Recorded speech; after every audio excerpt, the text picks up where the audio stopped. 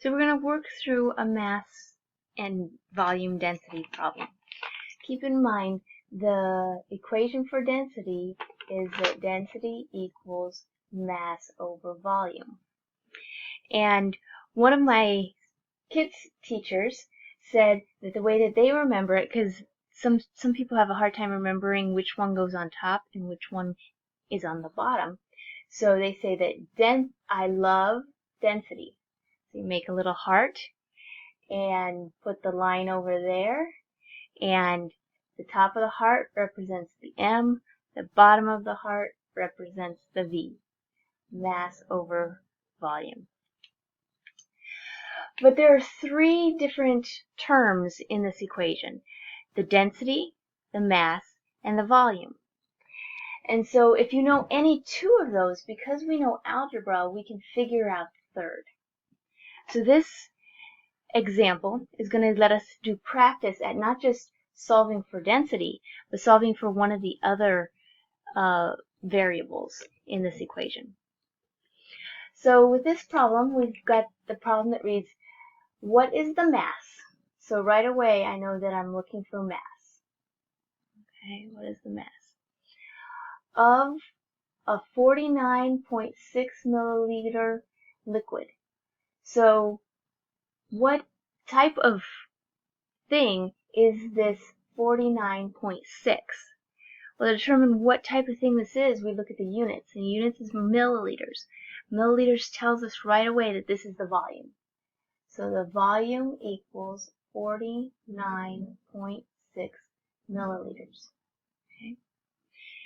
Of a liquid with the density of, that means the density equals 0.85 grams per milliliter. Okay.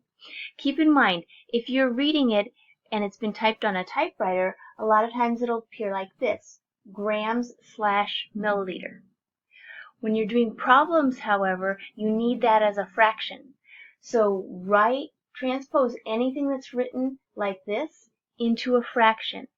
The grams are on the top and the milliliter is on the bottom. And that's important for when we are solving this problem, because that makes density basically a conversion factor. Okay?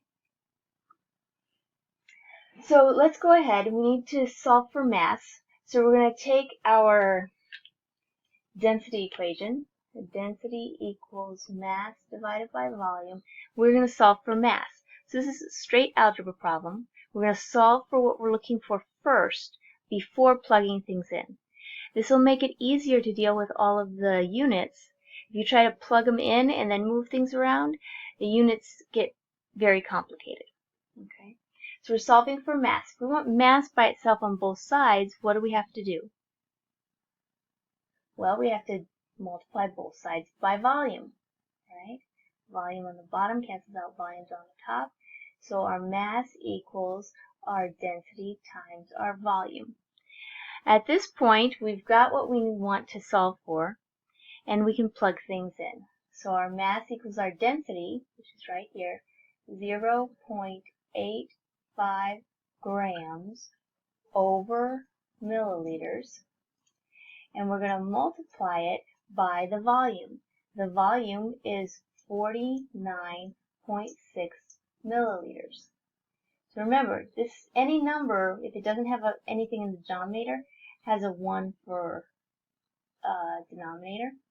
So that number is actually a numerator. So we can then cancel out milliliters on top, milliliters on the bottom, just like we did with all of our factor label methods. And so the only unit we haven't canceled out here is the grams. So our answer will be in grams. Now before I go through the process of putting this all in a calculator, I want to see if that grams agrees with what we're looking for. We're looking for a mass, and mass is indeed in grams. So that's a double check to make sure that we're actually on the right track. Okay. Now we can plug it into our calculators. We've got 0.85 times 49.6, and that'll give us 4 off the calculator. And then, of course, what's the one thing we need to do before we move on to the next question? Significant figures. Absolutely.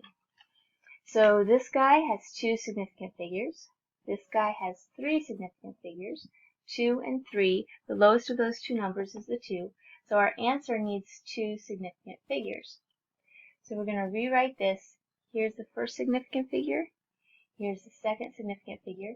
So we need to go next door and see, do we round up or down? Well, this is a 1. 1 is below 5, so we're going to round down. So we end up with 42 grams as an answer. Don't forget, if you're having a problem remembering this formula, because you do have to memorize the formula, we always say that we love density. So draw that heart, and mass is on the top, volume is on the bottom. Okay, little trick to help you remember that formula. Now make sure that you do the homework so you can reinforce these concepts and get practice at solving density problems.